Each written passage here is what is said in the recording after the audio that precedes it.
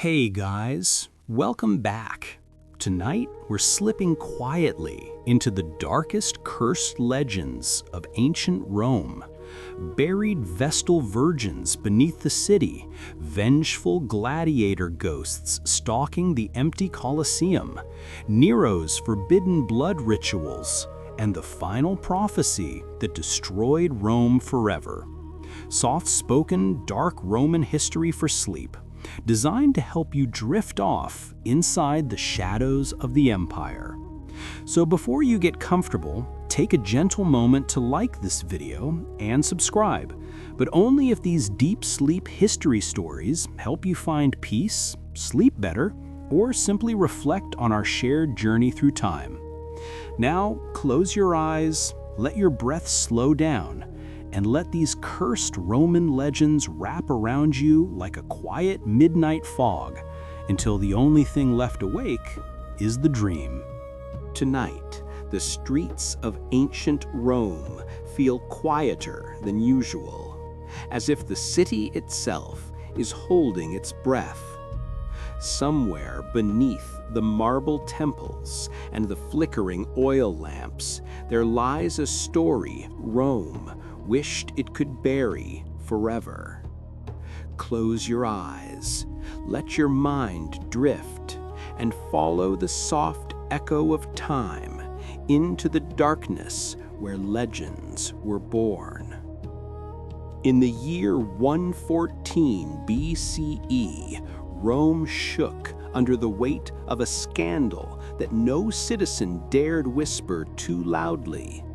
The Vestal virgins, women chosen as children, sworn to purity, guardians of the eternal flame, were believed to be untouchable by sin, protected by the goddess Vesta herself. Yet that year, the impossible happened. 3 Vestals were accused of breaking their sacred vow, and Rome reacted with fear disguised as justice. Their punishment was not fire, not the sword, not exile. It was something far quieter and infinitely more terrifying. Beneath the city of the 7 hills, near a field that Romans would later call Campus Scholaratus, the field of crime, an underground chamber was prepared. No spikes, no chains, only a small room carved from dirt and stone, a wooden couch, a single oil lamp, a jug of water, and a small loaf of bread. Enough to say Rome did not kill them, but not enough to let them live. As each condemned Vestal was led toward the earth, the crowd watched in silence, eyes lowered, breath uneasy. Because deep down, Romans feared that harming a Vestal was to harm the goddess herself. And when the stone slab slid over the entrance, sealing the chamber, no one forgot the sound. A muffled thud that seemed to echo far longer than it should have, as though the earth itself was swallowing a secret. But the story did not end with silence. Whispers soon spread across the city. Travelers walking past Campus Scholaratus at night claimed to hear soft knocking under their feet. Some said they heard weeping. Others swore the oil lamp below flickered so brightly it glowed through cracks in the soil, pulsing like a heartbeat. And when the moon turned full, the ground trembled just slightly, as if something beneath was trying to breathe. Yet the darkest tale of all belonged to Cornelia, the last Vestal virgin ever condemned to the earth. Under Emperor Domitian, she was accused with no fair trial, no chance to defend herself. And as soldiers dragged her to the burial chamber, she spoke words that chilled even the executioners. "If I am guilty, may the earth reject me. If I am innocent, may Rome feel the weight of what it does tonight." Some claims say that when the tomb was sealed, a thin crack remained along the stone. The next morning, the crack had widened, not enough for a human hand, but just enough for a whisper to escape. And Rome heard it. Gentle, distant, almost like a prayer trapped in stone. But prayers can turn into curses when ignored. And from that moment on, no Roman dared build a home on the field of crime. Not because of fear, but because the earth there felt awake, watching, waiting. But the earth that held the Vestal virgins did not stay quiet forever. For centuries, Romans walking past Campus Gladiators swore the ground felt colder there, as if a thin veil separated the living from something that refused to rest. Some claimed the spirits of the buried Vestals wandered not in anger, but in confusion, drifting between the world they had served with devotion and the darkness Rome had forced upon them. And yet, the city kept growing. Markets expanded, temples rose, carriages rumbled over stone roads, but beneath all that movement, beneath the marble and the dust, there remained a spot the Romans treated almost like a wound, one they dared not touch. A strange thing began to happen in the centuries that followed. Houses built near the field of crime never lasted long. Walls cracked even in mild seasons. Lamps shattered for no reason. Families who lived closest often spoke of waking up to the scent of burning oil, though no fire existed. Children whispered about pale figures standing at the ends of their beds, hands clasped as if in eternal prayer. And on nights when the moon hid behind clouds, even the dogs refused to cross that patch of earth. But the most unsettling story belonged to a mason named Marcellus, a man who believed curses were nothing more than superstition. Determined to prove everyone wrong, he laid foundations for a small workshop at the edge of Campus Gladiators. On the first night, he heard knocking, 3 slow taps, as though someone far beneath the soil was testing the world above. He brushed it off. On the second night, the knocking grew louder and closer until he could feel each vibration in his chest. Still, he continued working.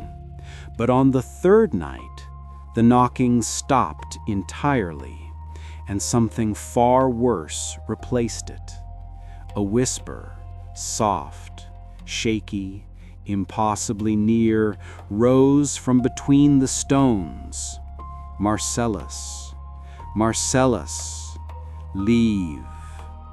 He fled, without collecting his tools, and the workshop was never completed.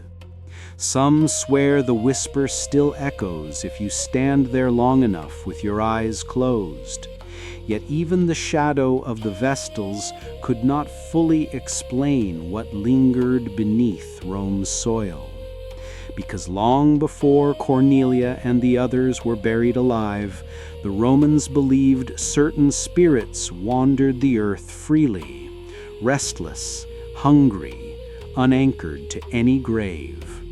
And when people began hearing footsteps in empty corridors or seeing fleeting shadows at their doorframes, they feared the truth. The buried Vestals were not alone down there. Rome was full of ghosts that did not belong to any tomb. These beings were older than the temples, older than the empire itself. The Romans called them Lemures, restless, wandering dead. The ones who returned at night, not out of loyalty or justice, but because they couldn't stay away. As stories of the Vestal's whispers spread, Romans began wondering whether their suffering had awakened these far older spirits. And so, on the darkest nights, when the wind slipped through Rome's alleyways like a warning, families lit extra lamps, whispered protective words, and avoided looking into mirrors after sunset. Because some believed the Lemures only appeared when invited. Others believed they needed no invitation at all. And tonight, their shadows begin to stir. In the soft quiet of ancient Rome, when the moon disappeared behind drifting clouds, the city believed a different kind of darkness awoke. One that did not belong to wild beasts or wandering thieves. It belonged to the Lemures, restless, hungry spirits of the dead. Unlike the gentle Mones, who watched over their families, or the protective Laris, who guarded hearth and home, the Lemures were spirits torn from peace, shaped by violence, betrayal, or forgotten burials. These were souls who had been denied the rituals that carried others safely into the afterlife. And because of that, they returned, not to seek comfort, but to remind the living of what had been neglected.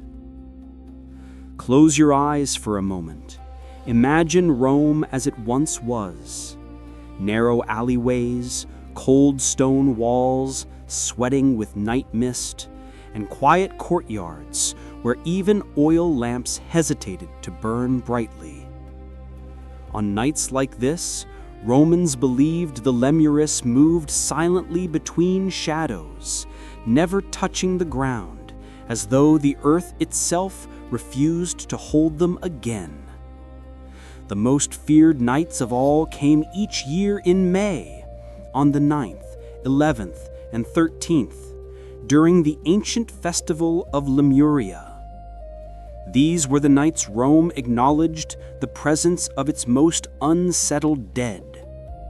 At midnight, every Roman household extinguished its lamps, leaving rooms in complete darkness, save for the faint glow of starlight slipping through small windows.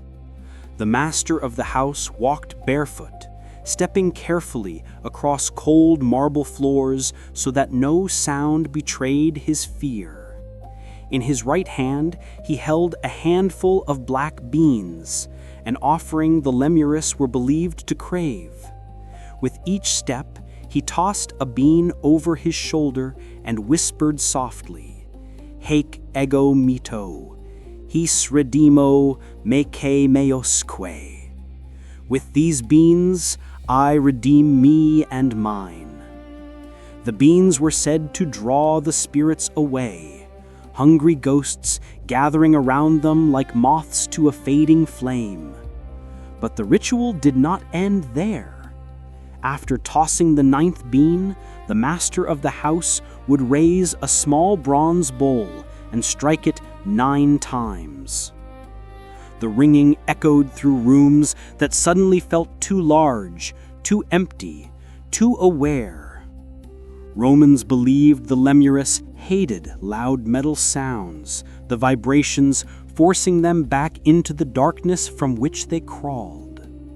Yet even with these rituals, the Lemures did not always leave quietly. Some spirits, especially those tied to violent deaths, lingered with purpose. The most haunting tale whispered through generations was the story of Remus, appearing to his brother Romulus in a dream. After being killed in the quarrel that marked Rome's birth, Remus returned, not in rage but in sorrow, standing at the edge of his brother's sleep with the same quietness as a shadow cast by firelight. Romulus woke trembling, claiming Remus warned him that Rome's foundations were built not only on ambition, but on sacrifice. There were also stories of the Gracchi brothers, Tiberius and Gaius, whose brutal ends shook the Republic. Families living near the sites of their deaths spoke of footsteps following them at night, soft but deliberate, as if the Lemures of the brothers wandered the city searching for justice Rome never gave them. And on nights with no moonlight at all, when darkness pressed against shutters and turned every corner into a doorway, Romans swore they heard whispers drifting through their homes, voices calling their names softly, inviting them toward the world beyond breathing. By the time midnight passed its deepest point, Romans believed the barrier between the living and the dead grew as thin as breath on cold glass. It was during these final hours of Lemuria that the most devoted households performed the ritual with absolute precision, afraid that the slightest mistake might open a door they could never close. Some ancient writers described the Lemures as shadows with weight, darker than darkness, shaped like the memory of a person rather than the person themselves.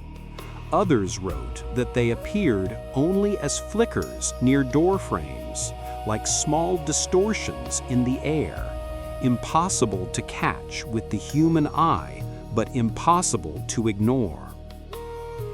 What frightened Romans most was not the form of the Lemures, but their hunger. Hunger for attention, for acknowledgement, for the rituals that had never been given to them.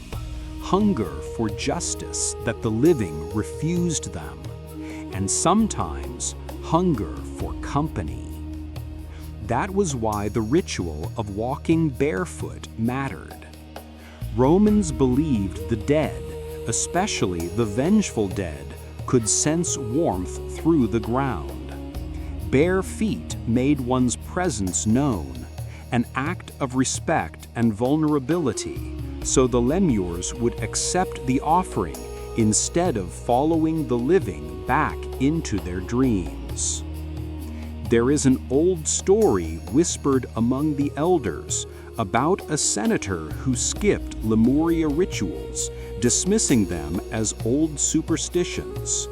On the first night, his servants heard footsteps pacing the marble corridor, though no one was awake.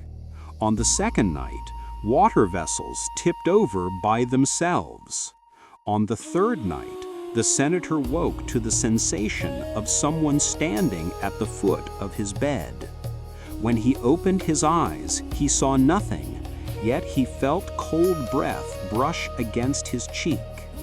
The next morning, he performed the rituals with shaking hands. No one in his household ever ignored Lemuria again.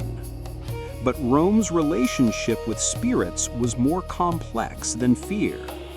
Romans believed there were three types of the dead: Lares, who protected; Manes, who drifted peacefully; and Lemures, who wandered restlessly. Each spirit had a place, each had a purpose, but not every spirit stayed where it belonged. And it was during the darkest moments of the festival that people believed the Lemures tried to cross the threshold into the world of the living.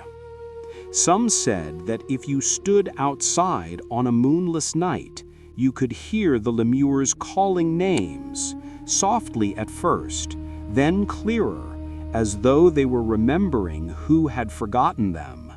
"Come," they whispered, "we still wait for you."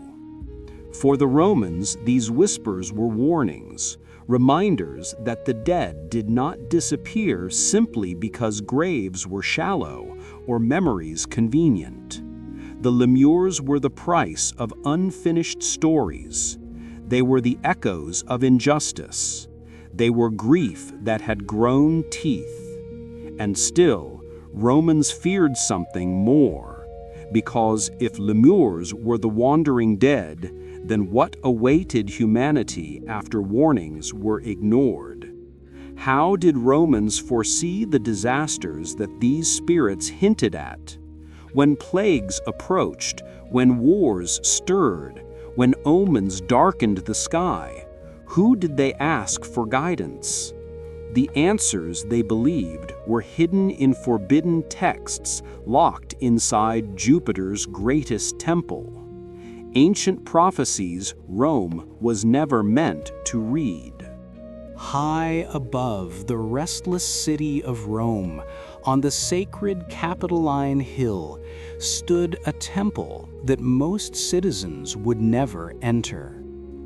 Its columns whispered in the wind, its bronze doors remained locked, and its shadows hid something far older than the empire itself.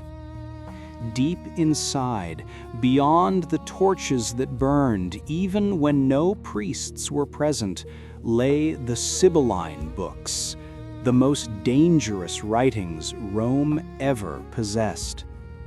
They were not books of wisdom, nor books of comfort. They were warnings, and Rome believed they carried the voice of fate itself. These sacred texts were opened only when disaster threatened to swallow the empire. When plagues blackened the streets, when enemies gathered at the gates, when the sky itself seemed to tremble with omens. For centuries, the books remained untouched until chaos demanded their voice. Their story began long before Rome reached greatness, with an encounter between King Tarquinius Superbus and the mysterious Sibyl of Cumae.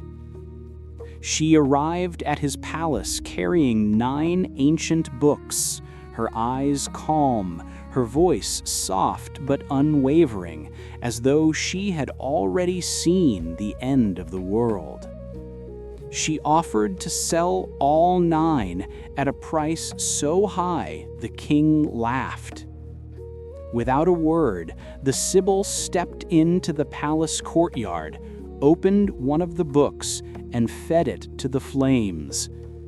Smoke curled upward like a serpent, swallowing centuries of prophecy. Then she returned and offered the remaining 8. For the same price, Tarquinius refused again. A second book burned. She returned a third time, 7 books now, yet the price had not changed. Something in her silence unsettled him. This was not bargaining. This was destiny tightening its grip. Finally, he bought the last 3, the only ones she allowed to survive. Then, without turning back, the Sibyl vanished into the hills, as if the earth had simply taken her back. Those 3 books became the heart of Rome's most guarded mysteries. Whenever they were opened, disaster had already arrived. After the devastating Roman defeat at Cannae in 216 BCE, when tens of thousands of soldiers fell and hope flickered like a dying ember, priests entered the temple and unrolled the fragile scrolls. Their warnings demanded rituals, sacrifices, and signs meant to push back the darkness creeping over the Republic. again in 399 BCE during a terrible plague, and again after the violent earthquake of 83 BCE, the books were consulted, each time offering instructions wrapped in riddles. Some said the books whispered not just about present troubles, but about Rome's distant future, about a fall so complete that no emperor, no army, no god could prevent it. The fall that indeed came in 476 CE, when the Western Empire crumbled like old dust. But fate has its own hunger, and the books themselves suffered a tragedy. During the Great Fire of 83 BCE, flames devoured the temple and the precious prophecies within it. Rome wailed, not for dead men, but for dead prophecy. Emperor Augustus later ordered scholars and priests to gather fragments, scattered sayings, and memories of the Sibyl's words to recreate what had been lost. But many whispered that the recreated texts lacked the original fire, the original warning, the original doom. And some believed the true prophecies were never meant to be rewritten at all. As centuries passed, the Sibylline books became something more than prophecy. They became the silent heartbeat of Roman fear. Each time a strange omen appeared, lightning striking a temple roof on a clear day, statues sweating blood, ravens circling the forum, citizens whispered among themselves, wondering whether the priests would be summoned to unroll the fragile scrolls once more.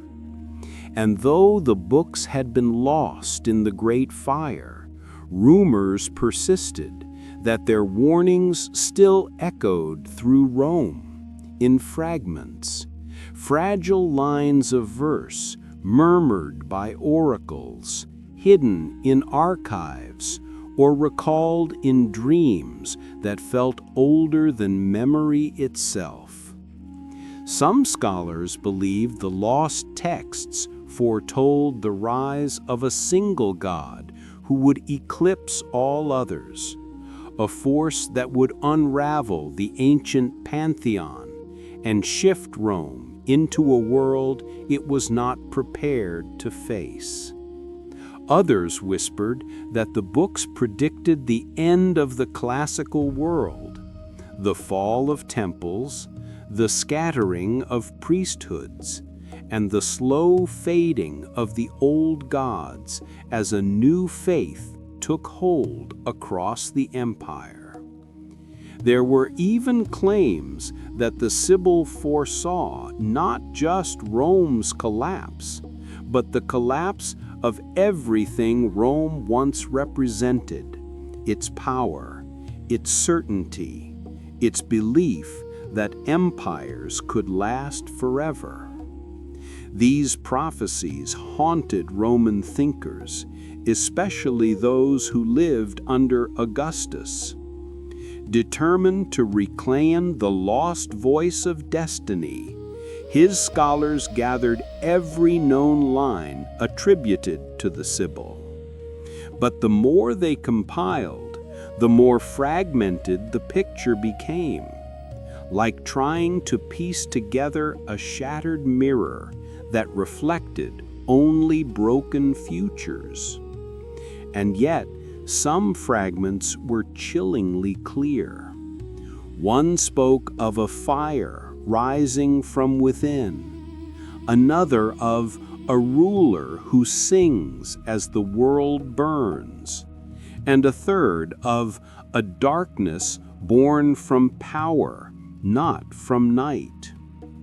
These cryptic lines blurred the boundary between prophecy and omen, between warning and inevitability. For Romans who lived in fear of divine anger, the Sibylline books became a reminder that destiny was not a gentle force. It was a tide, and once it shifted, no empire, no matter how mighty, could stop it. But fate did not rest, and the darkness that lingered in the prophecies seemed to seep into the stories of Rome's rulers. For not all curses in the empire were ancient. Some were born in marble palaces, whispered in candlelit halls, shaped by the hands of emperors themselves. And among them, one name cast a shadow longer than the others: Nero, a man whose obsessions blurred with madness, whose cruelty echoed through history, and whose nights were filled with rituals Rome feared to speak of. If the Sibyl had warned of a ruler who would set the world aflame, many believed Nero had answered that prophecy. And so the story of Rome's dark magic did not end with dusty books or burned temples. It continued in the heart of imperial power, and our journey now follows that shadow. Beneath the flickering torches of imperial Rome, there was no name whispered with more unease than Nero. To many, he was a mad emperor, a tyrant who drowned the empire in fear. But Rome kept another version of Nero, one seldom spoken aloud, one tangled in superstitions, shadows, and rituals no historian wanted to claim as truth, yet no one fully dared to deny. It begins with Nero standing alone in the candlelit chambers of the Palatine, long before the Great Fire, long before paranoia hollowed him out. He was young then, hungry for art, adoration, and something darker, something eternal.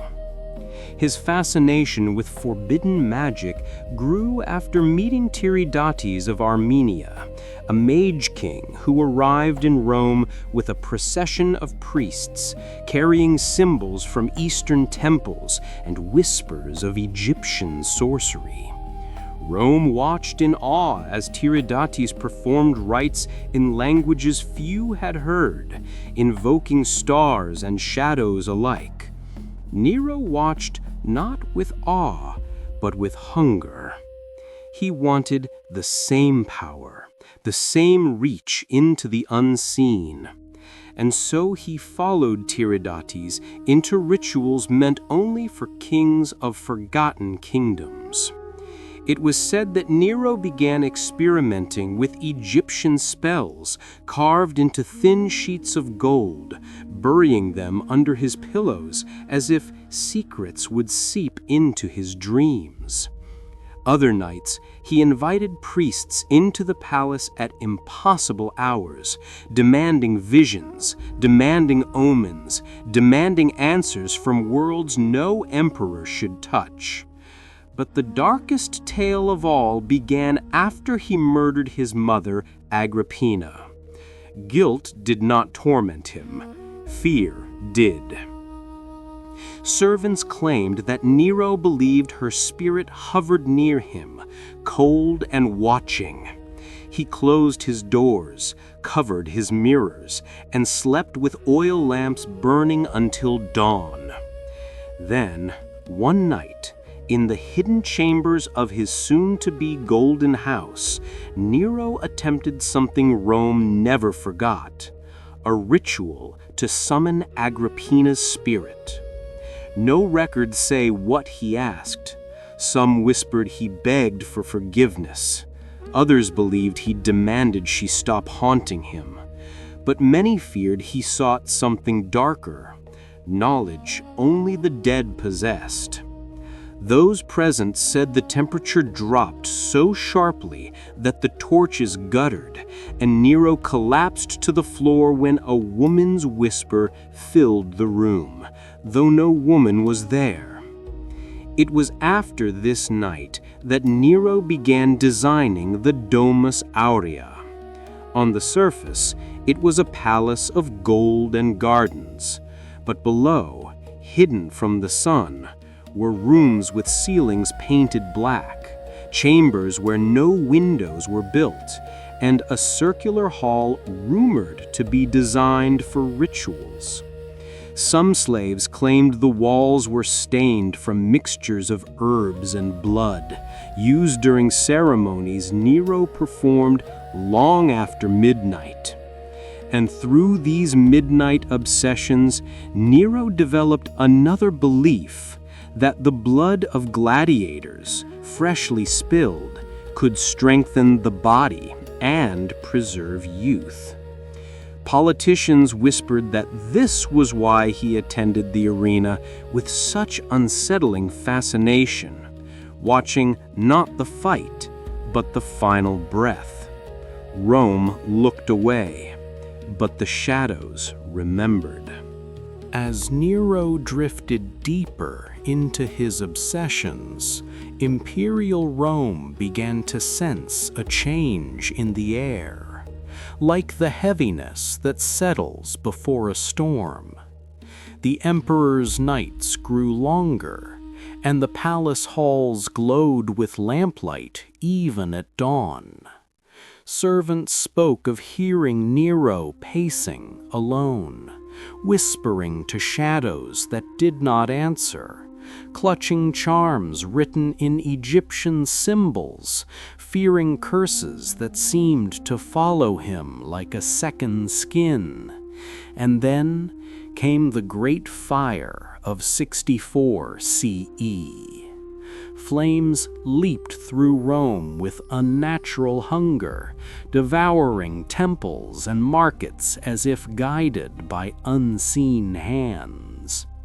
Whether the fire was an accident or something far more deliberate has haunted Rome for centuries. Some claimed Nero orchestrated the inferno as a grand ritual, believing destruction would cleanse the empire and strengthen his connection to the divine. Others insisted it was misfortune. But many whispered that Nero played his lyre while the city burned, performing not music, but invocation. After the fire, his behavior grew more erratic. His golden house expanded, its underground rooms multiplied, its ceilings decorated with symbols that scholars still struggle to interpret. He visited astrologers daily, demanding they explain why the shadows in his dreams took the shape of wolves, why the flames he saw behind his eyelids never faded, why Agrippina's whisper still curled around his thoughts. His last months were consumed by fear. He slept surrounded by guards, yet trusted none of them. Every rustle of fabric, every flicker of torchlight felt like an omen. He believed curses were eating away at his life, sent by senators, by enemies, by spirits he had tried to command. One night, in a fit of terror, he ordered a ceremony meant to drive away death itself. The ritual involved incense burned until the palace filled with smoke, and animal blood poured into bowls arranged in a circle. Nero stood within the circle, chanting lines said to be remnants of lost Egyptian texts. Yet when the ritual ended, he collapsed, trembling, convinced that the spirits he called had turned against him.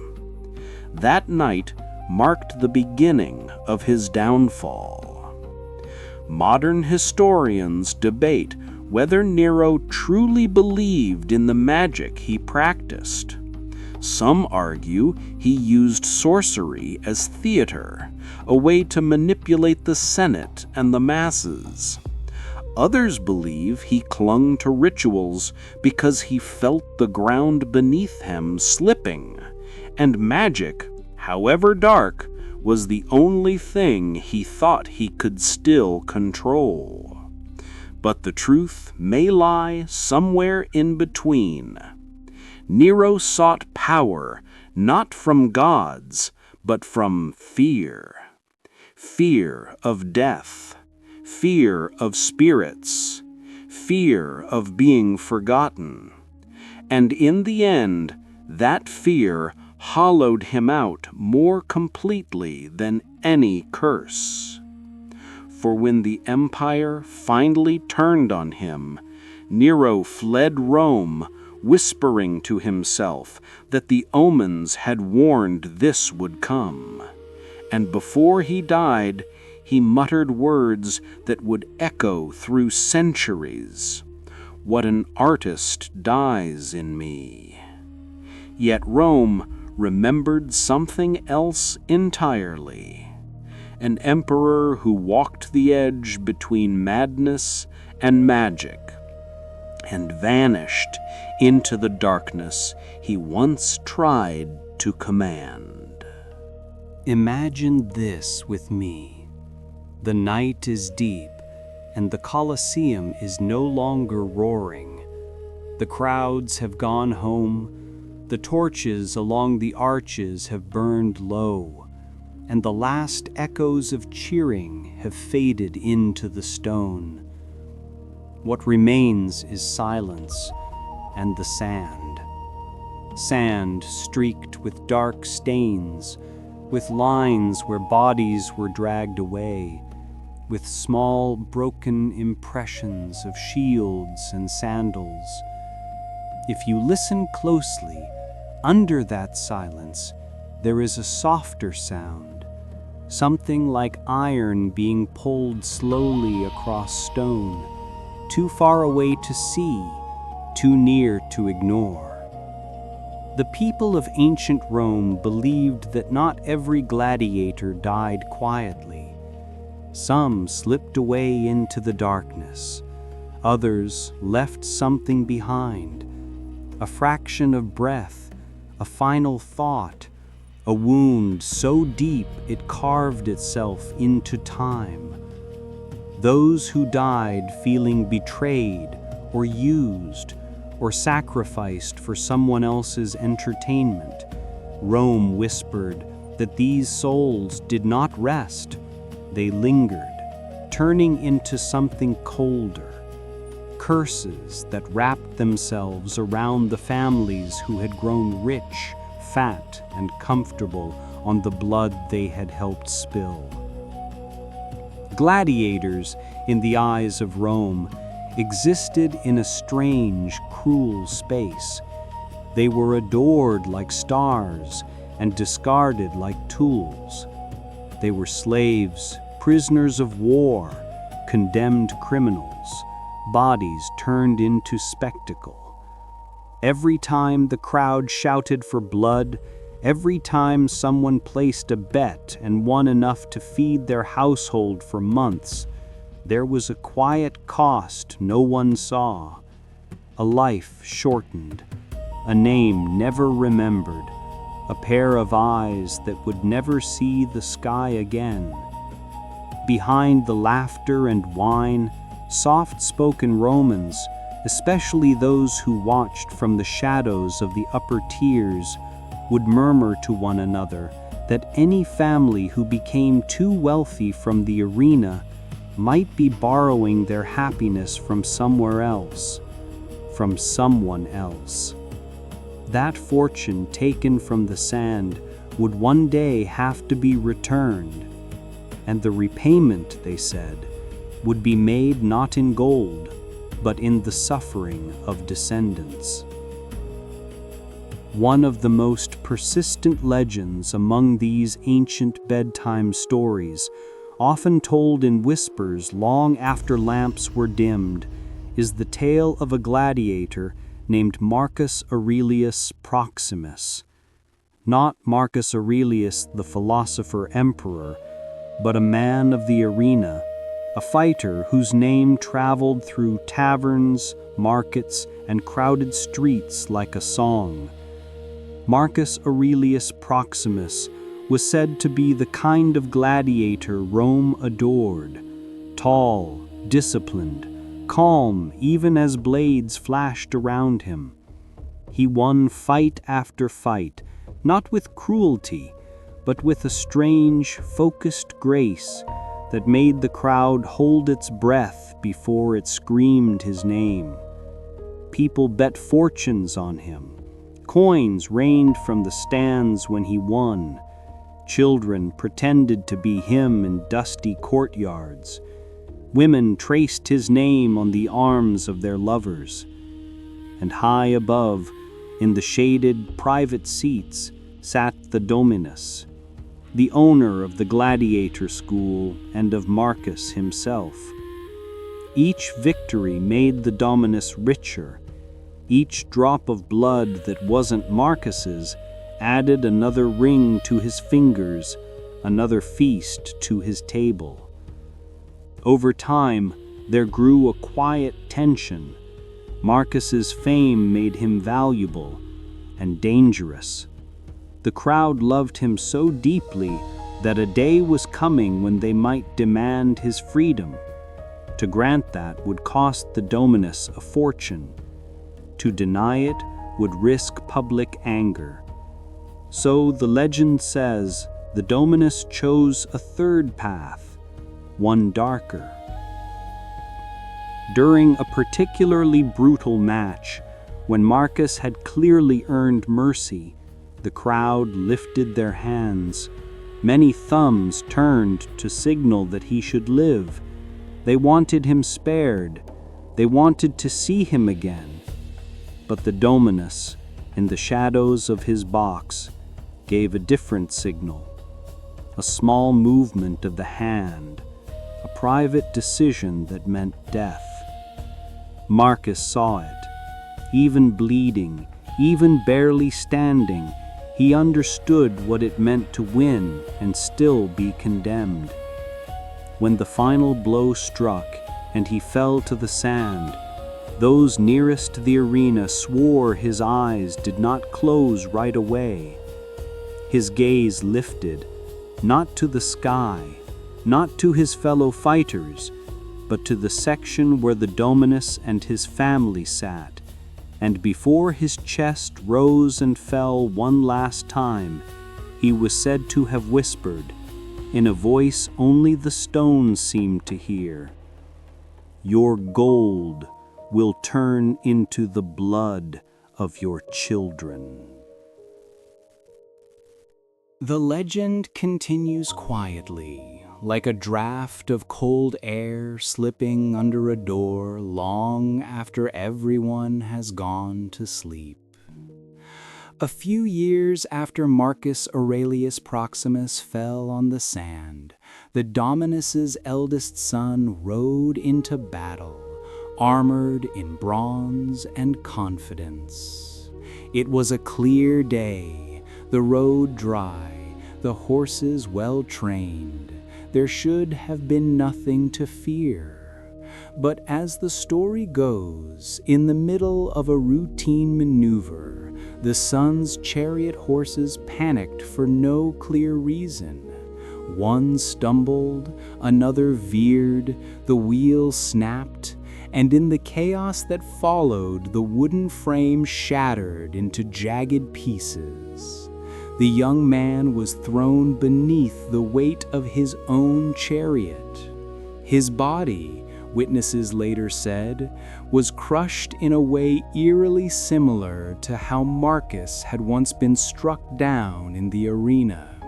Ribs caved in, limbs twisted at impossible angles. Whispers started in the barracks, then in the markets, then in the quiet corners of dinner parties. People remembered the way Marcus had stared at the Dominus's box, the way his lips had moved, the way the air felt heavy when he fell. Some said nothing. Others muttered that perhaps the first payment of the curse had been collected. Years passed. The Dominus grew older, more cautious, his laughter thinner, his feasts smaller. He attended the games less often. On some days, he avoided the Colosseum entirely, claiming illness when invited to watch the latest rising star of the arena. But curses, if you believed in them, were patient. One evening, his grandson, barely a man, still wearing the softness of youth around his eyes, tripped on the marble steps of the family villa. It should have been nothing, a slip, a bruise, perhaps a broken arm at worst. Instead, he struck his head at just the wrong angle. Those who saw him said the wound did not look like the jagged break of an accidental fall. It was sharp, clean, as if a sword had come down, invisible and merciless. He died before the household physician could arrive. After that, something changed within the villa. Laughter grew quieter. Musicians were hired less often. Servants were told never to speak the word gladiator inside the house. No one in the family attended the games anymore, not even in secret. And a strict rule was passed from parent to child like a whispered prayer. No one was to walk past the old training grounds or the arena after the sun went down. The Dominus himself, now bent with age and burden, was said to wake in the middle of the night to the sound of scraping, metal on stone, slow and deliberate, coming from nowhere and everywhere at once. Some nights he swore he could see footprints in the courtyard dust in the morning, bare, wide, like those of a fighter who had walked long distances in sand. The legend insists that he died muttering apologies to someone who wasn't there. And perhaps that was the true curse. Not the accidents, not the broken bones, but the slow realization that his wealth had been built on the suffering of men who never had a choice. Stories like this were not unique. In different corners of the empire, soft-spoken storytellers told of houses that burned down days after their owners boasted about their winnings from gladiator bets, of children who fell mysteriously ill after their parents screamed "kill" one too many times from the stands, of families who seemed followed by a faint smell of iron and dust no matter where they moved. Priests, seers, and magicians were summoned. Laurel was burned. Salt was scattered at thresholds. Charms were tied under beds. But the most haunting part of these soft-spoken Roman legends for sleep was not the rituals or the ghosts or the curses whispered over the sand. It was the question beneath it all. Romans began to wonder, if a single gladiator could curse a single family, what about all the others? What about the thousands who had died with bitterness in their throats, staring up at a sky that never answered? Was there, somewhere above the city, a larger curse, hanging not over one name but on an entire civilization? In quiet moments when the arena was empty and the moon shone pale over the ruined stones, some said you could almost hear it, a long, slow whisper stretching across centuries, asking whether Rome itself had borrowed too much joy from too much death, and whether the debt someday would come due.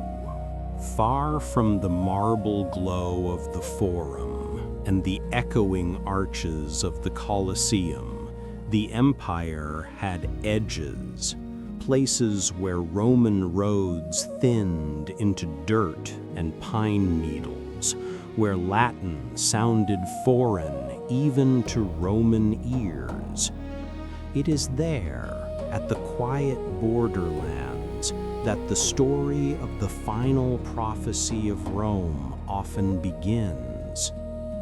Imagine a late night on the outer frontier of the empire, the kind of night where the sky feels heavy, not with clouds, but with history itself. A small fire flickers in front of a weathered old seer, his cloak patched and worn, his hair long and silver like strands of moonlight. Behind him stretches the darkness of barbarian forests, vast and ancient, belonging to no empire. Before him, on the ground, lies a single Roman coin, its golden face catching and reflecting the fire in small, trembling flashes. Soldiers sometimes came to men like him when sleep would not come, when dark Roman history for sleep did not soothe but unsettled. They asked for omens, for reassurance, for any sign that the world they fought for would still be there in the morning. Romans, from emperors to common soldiers, were haunted by omens. They watched the flights of birds, the shape of entrails, the color of the sky at dawn. They believed no triumph arrived without a warning, no disaster without a whisper first. Over time, people realized there was no single neat prophecy announcing Rome will fall on this date in this way. Instead, the story of the end came in fragments, scattered lines floating through the centuries, spoken by sibyls, philosophers, nameless slaves, and half-forgotten priests. One sibyl, it was said, once murmured that Rome will not be killed by an enemy, but by its own shadow, as if the empire would collapse not from the outside, but from the weight of what it had become. A court astrologer, peering at the strange dance of distant stars, is said to have predicted that when those who were slaves bow to one single god and emperors kneel beside them, Rome will no longer be Rome. Somewhere along the Danube frontier, an old priest, weary from decades of watching legions march back and forth, quietly warned that the day Roman soldiers no longer trust their own helmets, the day they fear their pay will not come, their armor will not hold, their generals will not care, that is the day the tribes who once trembled at their approach will see them as prey. Each of these fragments lived its own life, told around campfires, in smoky taverns, in whispered conversations between officers who waited for dawn. At first, they sounded like distant thunder, noticeable but not urgent. Rome still stood, the legions still marched, the aqueducts still flowed. But centuries have a way of turning whispers into echoes. By the 4th and 5th centuries, those old fragments began to feel less like strange poetry and more like memory taking shape ahead of time. Rome started hiring former enemies as foedermati, barbarian allies who wore Roman armor and carried Roman weapons, but dreamed in other languages and remembered other loyalties. The borders blurred like ink in water. The line between us and them grew thin, then thin again, until one day it was hard to say where Rome ended and the outside world began. At the same time, faith shifted. Temples to Jupiter, Mars, and Venus found their courtyards quieter. Offerings crumbled where no hand came to replace them. In their place rose basilicas and churches, candles burning before a single figure on a cross. A city once built on many gods slowly gathered itself around one. In the soft dark of late Empire nights, someone wrote on a wall, or so the story goes, "It is not that the gods have abandoned Rome, it is that Rome has forgotten how to listen." And somewhere out on the frontier, by a dying fire and a single gold coin, the old seer watched the sparks drift upward and thought the same, but said nothing. By the time the 4th and 5th centuries unfolded, those scattered omens no longer felt like stories to frighten children. They felt like a script the empire was slowly, sleepily acting out. The final prophecy that destroyed Rome forever was never a single sentence. It was a mood, a gathering weight, a sense that dark Roman history for sleep was quietly becoming the waking reality. Rome's borders softened, its armies thinned, its loyalties tangled. Some legions were more Gothic than Roman. Some generals cared more for their own survival than for the old idea of the eternal city. Meanwhile, basilicas glowed with candlelight where temples once roared with sacrifice. For many, this shift was hope. For others, it was a sign that the world they knew was ending, not with an explosion, but with a long, slow exhale. Then comes the story people tell when they want to give the fall of Rome a face, a final, haunting image. Legend says that shortly before Alaric and his Gothic forces entered and sacked the city in 410, an old hermit living near the Appian Way woke from a dream that felt heavier than any he had known. In the dream, he stood not on the dusty road, but in a vast, dimly lit hall. Before him rose a woman of impossible size, draped in a red cloak whose fabric shimmered like thousands of tiny roof tiles. On her head was a crown shaped not of gold, but of city walls, towers, gates, and battlements curving around her brow. He knew, without being told, that this was Roma herself, the spirit of the city, the mother of legions, the queen of 1,000 victories. But she was not triumphant. She was crying. The tears that slid down her cheeks fell onto her cloak, and everywhere a tear landed, the painted walls upon the fabric cracked. Towers on her crown began to fissure, gates splintered, tiny painted statues toppled from their pedestals. When the hermit dared to speak, his voice small in the enormous hall, he asked, "My lady, who has wounded you? Which enemy dares to strike Rome?" Her answer, it is said, was soft enough to be mistaken for the wind. "I do not die in war," she said. "I die from being forgotten. Those I have fed, sheltered, and crowned with laurel no longer remember who I am." As she spoke, the hall dimmed, and the hermit felt himself falling not downward, but backward, out of the dream and into his fragile, aging body on a simple straw mat. His heart pounded, his hands shook.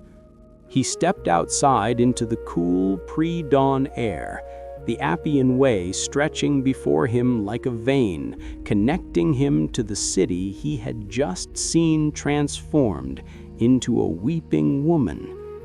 Before the sun fully rose, word began to spread along the road, carried by frightened travelers and messengers on lathered horses.